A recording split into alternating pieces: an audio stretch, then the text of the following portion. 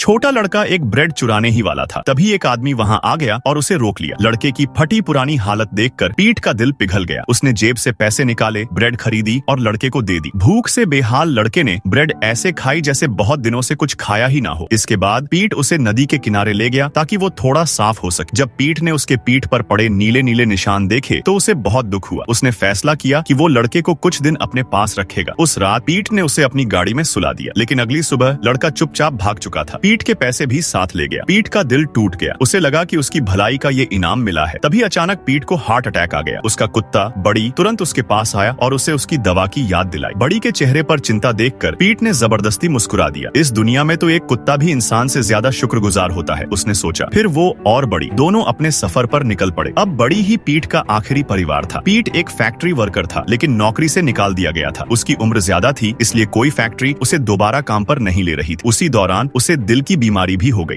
Operation के पैसे नहीं थे तो दवाइयों से ही अपना इलाज चला रहा था। जब उसकी बीवी को ये सब पता चला तो उसने बिना कुछ सोचे तलाक ले लिया और उनकी बेटी को भी अपने साथ ले गई। तब से पीट अकेला रह गया था, सिर्फ बड़ी उसके साथ था। एक दिन एक दुकान के लकी ड्रा में पीट को पहला इनाम मिला, फैमिली स्पा ट्रिप। लेकिन अब ये इनाम पीट के किसी काम का नहीं था। बड़ी को देखते हुए उसने एक फैसला लिया, वो अब अपनी जिंदगी का आखिरी सफर बड़ी के साथ ही पूरा करेगा। तो पीट ने घर की सारी कीमती चीजें पैक की और निकल पड़ा। लेकिन पहले ही दिन एक लड़के ने उसे धोखा देकर सारे पैसे ले लिए। कोई रास्ता न बचा तो पीट एक रिसाइकलिंग सेंटर गया, शायद कुछ सामान देकर थोड़े पैसे मिल जाए। लेकिन मालिक ने उसका सामान लेने से मना कर दिया। उदास होकर पीट गाड़ी की तरफ लौटा। वहाँ बड़ी बैठा था और उसकी आंखों में दर्द साफ नजर आ रहा था। घबराकर पीट बड़ी को हॉस्पिटल ले गया। इलाज के बाद बड़ी की हालत ठीक हो गई। पीट की धड़कन थोड़ी शांत हुई, लेकिन डॉक्टर ने एक बड़ा सा बिल पकड़ा दिया। बेबस पीट फिर से रिसाइकलिंग सेंटर गया और मालिक से मदद की भीख मांगी। पीट की हालत देखकर मालिक का दिल पिघल गया और उसने उसका सामान ले लिया। बड़ी के इलाज के बाद जो पैसे बचे उससे कुछ दिन का गुजारा हो गया। मालिक को अलविदा कहकर पीट और बड़ी फिर सफर पर निकल पड़े। सर्दियां आ चुकी थीं। पीट की सारी बचत खत्म हो चुकी थी। भूख और ठंड ने उसकी हालत और बिगाड़ दी। बड़ी समझदार और वफादार था। वो हर दिन पास के कस्बे में जाता, कूड़ेदानों में खाना ढूंढता और जो भी मिलता वो खुद न खाकर पीट के लिए लाता। बड़ी की ये खुदगर्जी देखकर पीट का दिल भर आया। अब उसकी जिंदगी खत्म होने वाली थी, लेकिन बड़ी ने उसे आखिरी वक्त तक अकेला नहीं छोड़ा। अगर अगला जन्म हुआ तो पीट की यही ख्वाहिश थी, काश बड़ी उसका बेटा होता। ये सोचते हुए पीट ने धीरे से अपनी आंखें बंद कर ली।